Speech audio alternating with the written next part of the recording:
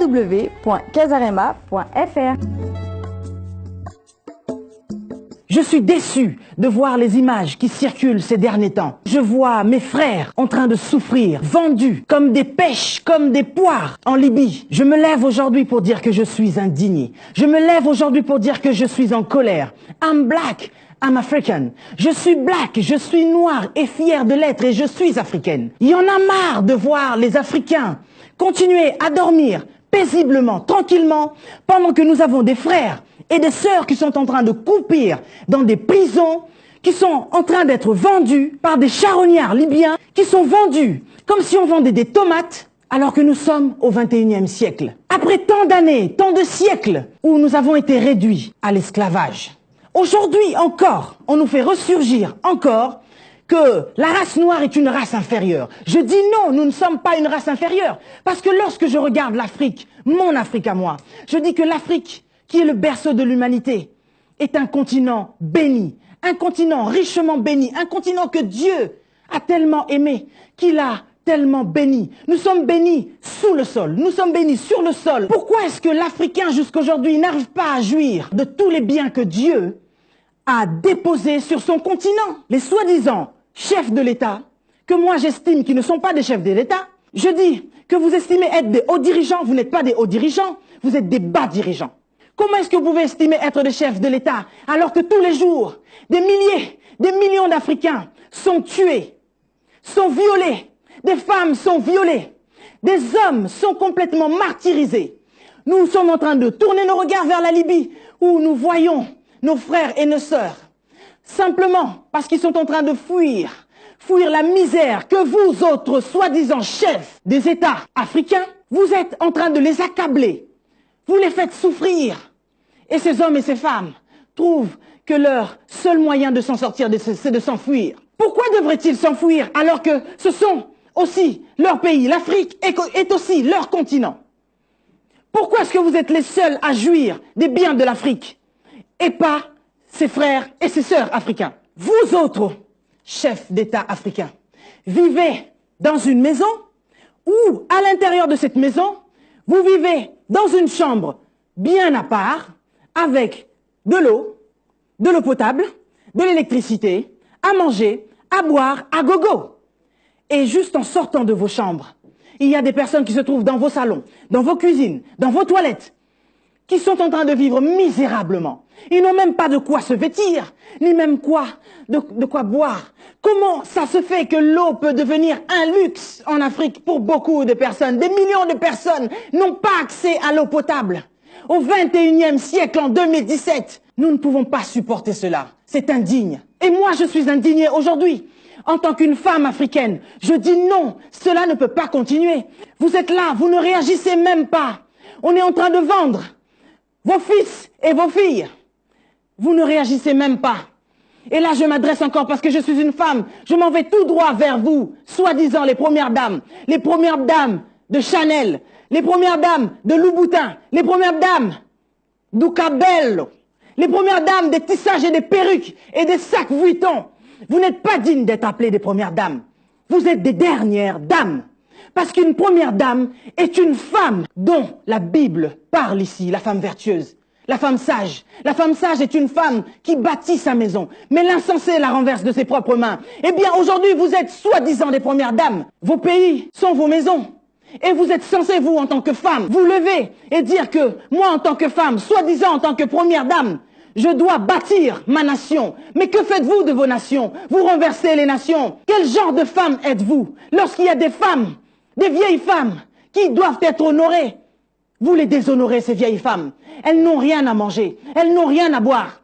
Aujourd'hui, en Afrique, il y a des familles qui sont en voie de disparition simplement parce qu'ils n'ont personne en Europe. Pourquoi êtes-vous les seuls à vivre dignement dans vos pays? Des premières dames de Chanel. Vous n'êtes que des dernières dames. Vous ne méritez même pas de porter le nom de première dame ou le titre de première dame. Une première dame qui est en train de me suivre, si cette vidéo te trouve en train de manger, tu devrais arrêter de manger. Comment peux-tu être en train de manger tranquillement dans ta chambre pendant que dans le reste de ta maison, tes enfants sont en train de mourir de faim? Une femme sage est une femme qui prend soin de sa maison. Une femme vertueuse est une femme qui sait prendre soin de son champ. C'est une femme qui sait prendre soin de sa maison, de ses enfants, de tout ce qui l'entoure, de sa famille. Vous êtes les seuls à jouir du bien de l'Afrique, des richesses de l'Afrique. Jusqu'à quand allez-vous continuer à fermer les yeux et à regarder cette population africaine mourir sous vos yeux?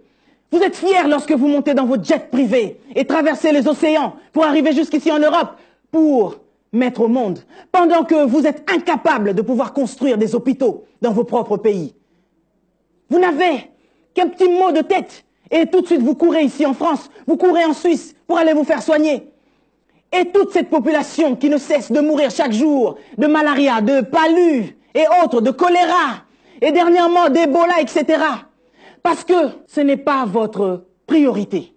L'Afrique n'est pas votre priorité. Vous n'êtes donc pas des Africains. Et vos maris et vous-même, une femme digne sait parler à son mari dans sa chambre. Pendant que tu t'accouples avec ton mari, que fais-tu? Que dis-tu à ton mari? Ça fait peut-être déjà 2, 3, 4 mandats, 10 mandats, 20 mandats, que sais-je. Ça fait 10 ans que vous êtes au pouvoir. Ça fait 20 ans que vous êtes au pouvoir, 30 ans, 40 ans que vous êtes au pouvoir. Vous êtes les seuls à grossir apparemment. Et regardez vos populations. Ils sont en train de maigrir pendant que vous grossissez. Ces jeunes garçons, ces jeunes femmes qui se retrouvent en Libye, ce n'est pas parce qu'ils aiment la Libye. Tous ces hommes et nous autres, nous ne sommes pas ici parce que nous aimons tout ce qui nous entoure, ou simplement que nous sommes là par amour. Mais c'est parce qu'il y a eu un manque, parce que nos aïeux ont eu des soucis, nos parents ont eu des problèmes, et se sont dit que si nous restons ici, nous mourrons. C'était pour sauver leur peau et la peau de leurs enfants. Et voilà le geste que nos parents ont fait de se déplacer. Eux, ils ont eu de la chance, ils ont pris des avions pour arriver jusqu'ici. Mais voici, je pleure dans mon âme. Mon cœur saigne lorsque je vois que des hommes et des femmes africains, pour fuir rien que la misère, ils sont en train de mourir dans les eaux de la mer. Pendant que vous autres prenez des jets privés pour venir en vacances. Pendant que vos enfants prennent des jets privés pour venir passer des journées de fête ici, d'anniversaire. Ils veulent venir en boîte de nuit à Paris. Ils prennent leur jet privé. Mais vous n'êtes même pas conscients que vous n'êtes pas des chefs. Vous n'êtes pas des chefs. Vous n'êtes pas des hauts dirigeants, vous êtes des bas dirigeants. Et vous autres les femmes, vous n'êtes pas des premières dames, mais vous êtes des dernières dames. Quand nous allons au Congo, nous voyons des barrages qui peuvent alimenter toute l'Afrique en électricité. Mais jusqu'aujourd'hui, l'électricité est un luxe en Afrique. Même vous-même, vous avez des problèmes d'électricité. Alors vous êtes toujours alimentés H24 par des groupes électrogènes.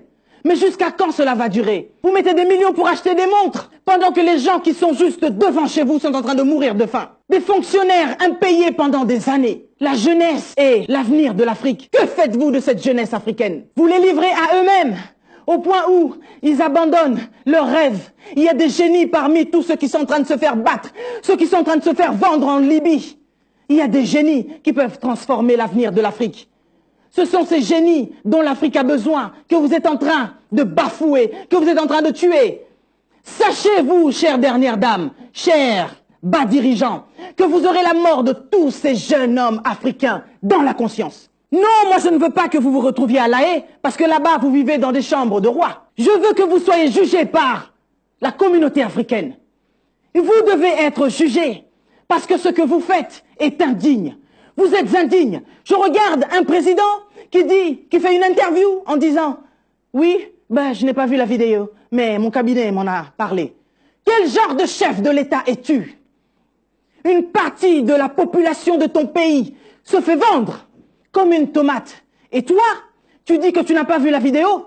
Des vidéos qui ne durent qu'une minute, moins de 2 minutes. Tu n'as pas 2 minutes pour regarder comment est-ce que ta population se fait vendre. En quel siècle sommes-nous? Jusqu'à quand l'homme noir va-t-il continuer à être martyrisé à ce point? Je suis indignée, je suis africaine et je suis fière de l'être. Je suis fière d'avoir la peau noire. Et je suis fière de dire aujourd'hui que assez, c'est assez, trop c'est trop.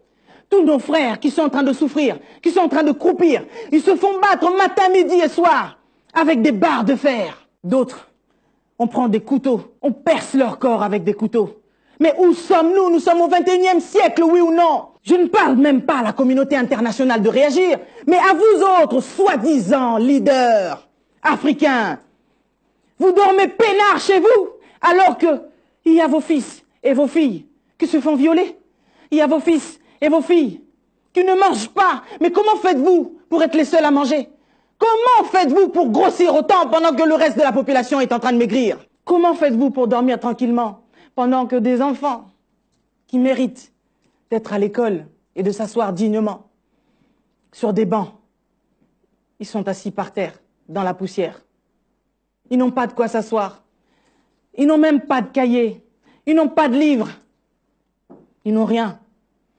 Et comment voulez-vous que lorsque vous mourrez, parce que certainement vous mourrez, la Bible le dit, l'âme qui pêche mourra. Et la Bible le dit aussi, celui qui tue par l'épée mourra par l'épée. Combien de morts avez-vous dans votre conscience? Et comment faites-vous pour dormir? Moi, je me pose la question. Madame, la dernière dame, comment fais-tu pour manger paisiblement pendant qu'il y a des gens qui souffrent? Vous n'investissez en rien en Afrique. Vous construisez des routes qui ne durent même pas. Vous construisez des routes aujourd'hui. Quelques années après, ces routes-là, on ne peut plus rouler là-dessus. Mais les colons avaient construit des routes. Jusqu'à aujourd'hui, c'est sur ces routes-là que vous roulez. Et vous prenez de l'argent que vous allez placer dans les Caraïbes. Vous mettez des placements offshore. Vous prenez de l'argent et vous placez en Suisse, en France, vous achetez des biens, des châteaux. Que tôt ou tard, ces mêmes personnes qui vous placent soi-disant au pouvoir finissent par réquisitionner. Et lorsqu'ils réquisitionnent ces choses, ils ne le vous le rendent pas. Nous sommes ici en Occident. Il n'y a pas de diamants, mais les gens vivent dans des logements sociaux. Il y a des femmes seules qui ne travaillent pas ici en Occident, mais qui sont payées. Là où il n'y a pas de coltan. Mais regardez, tout le monde a l'accès à un téléphone portable. Qu'est-ce qui se passe chez nous? Les gens ne peuvent pas étudier correctement avec tout ce que nous avons dans notre sous-sol.